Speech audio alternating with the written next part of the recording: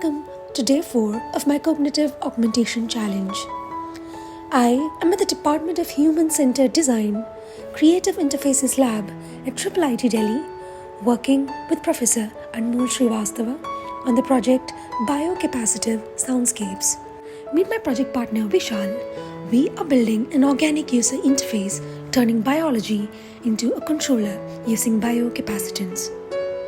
The heart of our hardware is this touchboard which combines two critical chips, MPR121 and ATmega32U4. We are using biocapacitance.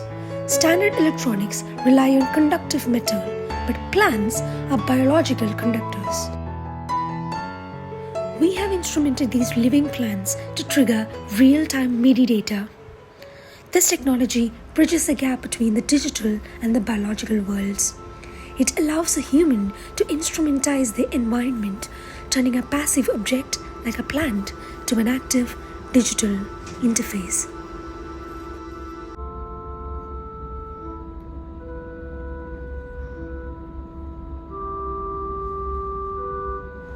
Thank you so much, everyone. See you all tomorrow. Bye-bye.